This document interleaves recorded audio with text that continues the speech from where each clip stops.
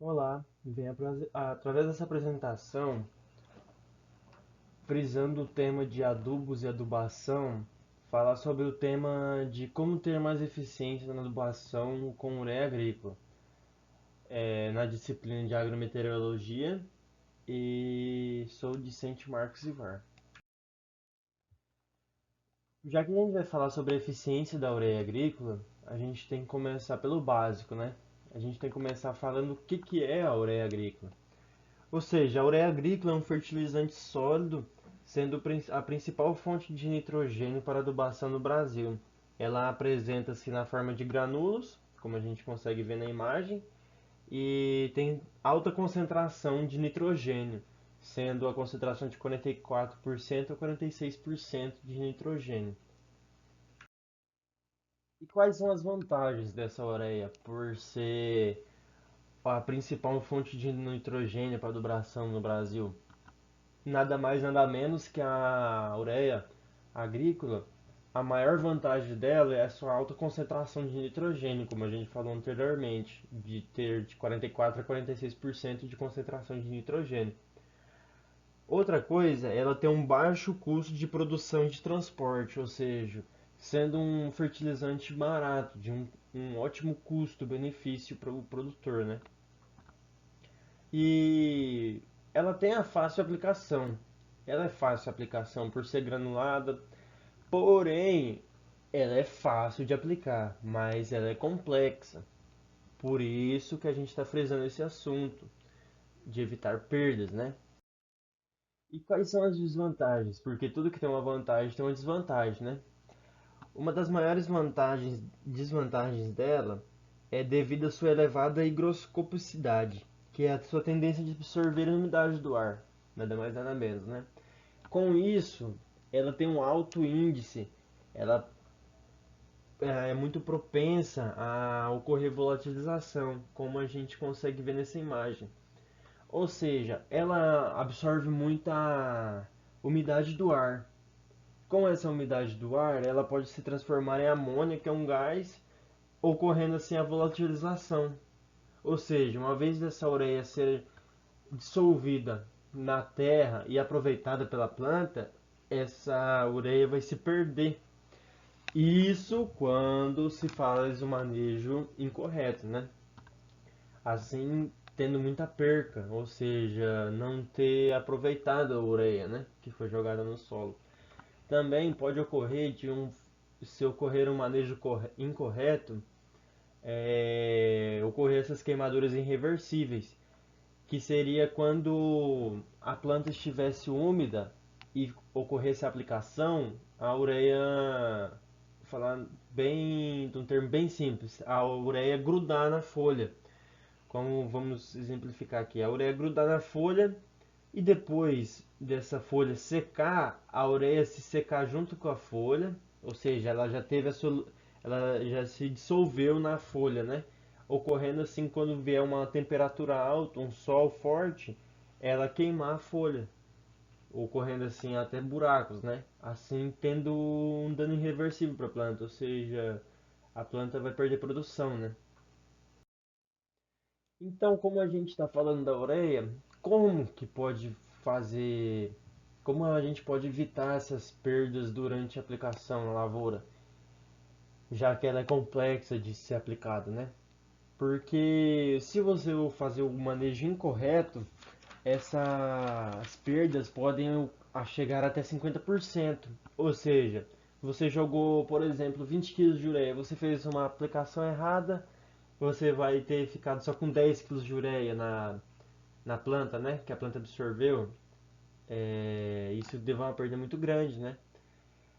Qual seria o momento ideal, a situação ótima para aplicar essa ureia? Seria antes da chuva de uma irrigação, no caso de uma plantação, uma produção por pivô, né? É, assim, antes ou da chuva ou da irrigação, frisando a agrometeorologia na parte de que você vai estar estudando o tempo, né? Opa, vai chover, hoje tem previsão de chuva. Opa, vou aplicar então com o solo seco até chover. Choveu, parou a aplicação. ótimo, sua ureia vai ter sido aproveitada 100%, porque a chuva já veio, dissolveu ela, desceu para a terra e a planta já vai estar aproveitando. Um caso que não pode ocorrer também é você estar aplicando com altas temperaturas, pois como a ureia já consegue absorver a umidade do ar, a alta temperatura vai só ajudar ela a fazer a volatilização, né?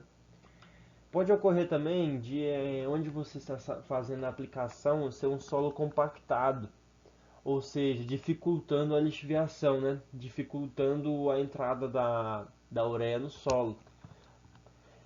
O que fazer então? Por exemplo, que eu tenho um solo compactado, tá muito calor, temperatura elevada e não tem previsão de chuva logo. O certo era ver quando tem uma previsão de chuva, aplicar antes, porém fazer o parcelamento do fertilizante. O que seria esse parcelamento de fertilizante? Por exemplo, eu vou jogar 20 quilos de ureia na minha lavoura de milho, por exemplo. O que eu faço com esse parcelamento? Opa, vamos fazer o parcelamento, meu solo é compactado, está muito calor, vai chover só amanhã, por exemplo. Vou fazer um parcelamento, ou seja, vamos fazer duas aplicações de 20 quilos que eu tenho que jogar na minha lavoura. Vamos fazer uma aplicação primeiro de 10 e depois a gente faz uma outra aplicação de 10 também, ou seja, evitando a perca, evitando, porque como que o solo já está compactado, já vai ser difícil de ele absorver 10 quilos. Imagina 20 quilos, por exemplo, né? Então, você fazendo parcelamento, você vai diminuir a perda. E quais são os modos de aplicação? A gente pode ver nessa imagem da esquerda, tem dois tratores, eles estão com um implemento chamado vincão, né? Aplicação por vincão, que seria nada menos um distribuidor desse fertilizante sólido, né?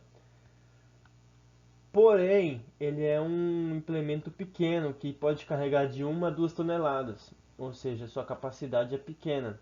Também, outra coisa, é sua capacidade da distância que ele vai jogar, né? Vai abranger.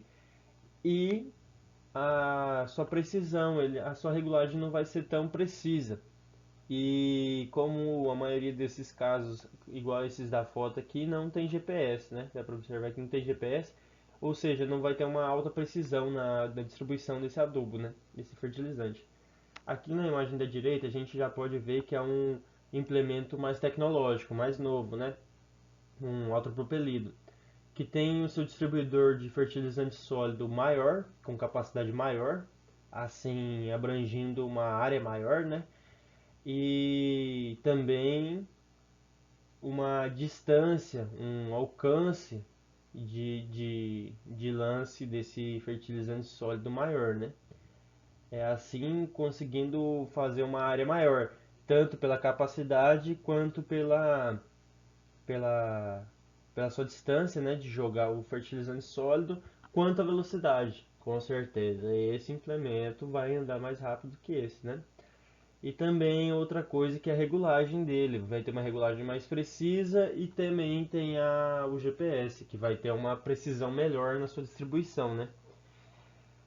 Aqui a gente tem uma aplicação manual que seria feita mais em hortas, em pequenas culturas, como por exemplo banana, café, cacau, que seriam plantas que não teriam um implemento, ou um implemento desse não conseguiria chegar, ou até então também não seria o manejo correto nessa cultura, né?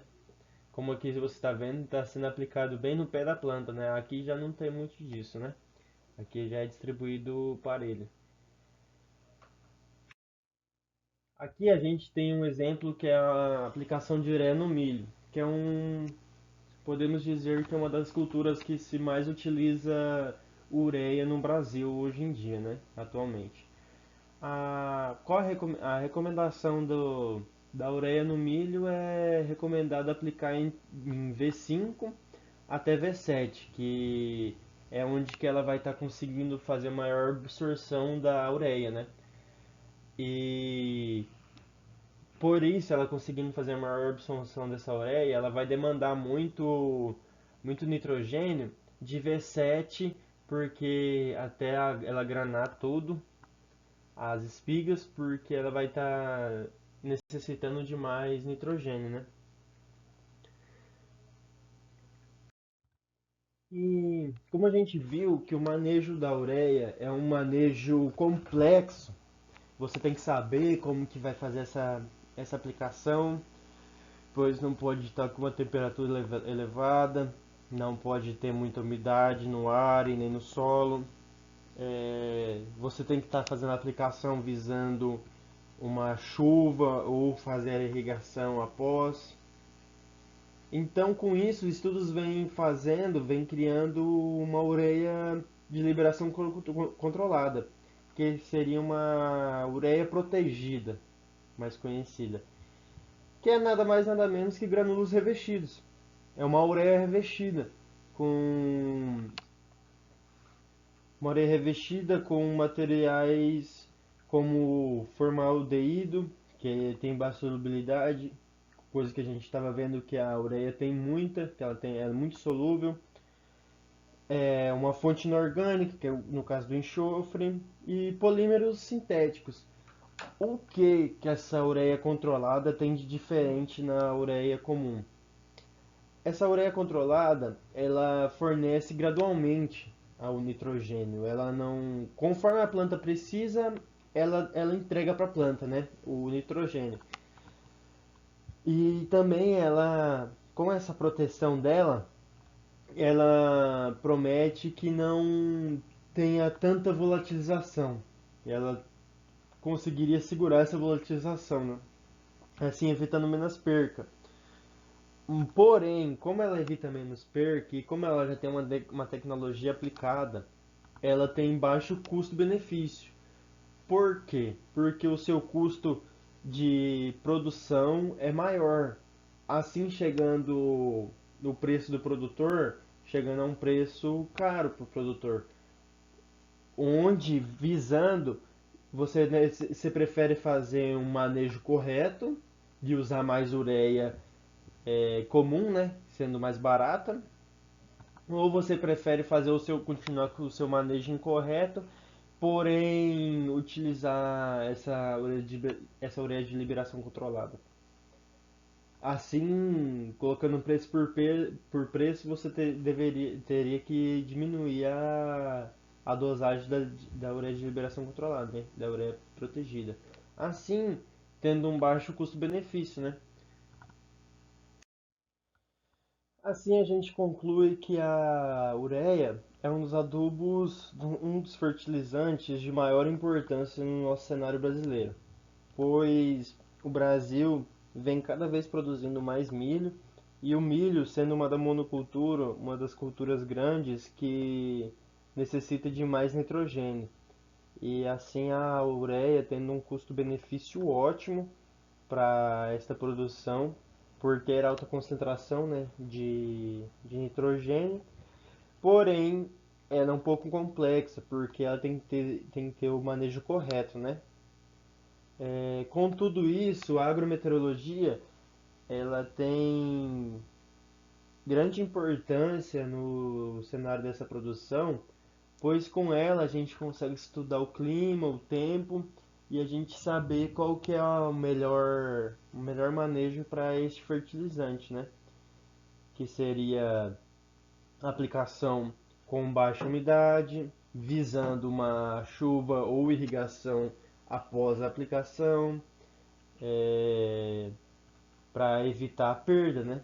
Então, a agrometeorologia estuda tudo para que a gente não tenha perdas e para que a gente tenha uma alta produtividade, né? Então é isso. Espero que a apresentação tenha sido ótima e que tenham deixado bem ciente, bem claro de qual que é o manejo correto da ureia na produção. Obrigado pela atenção e aqui deixo uma imagem de uma aplicação de ureia no milho, né? Até mais.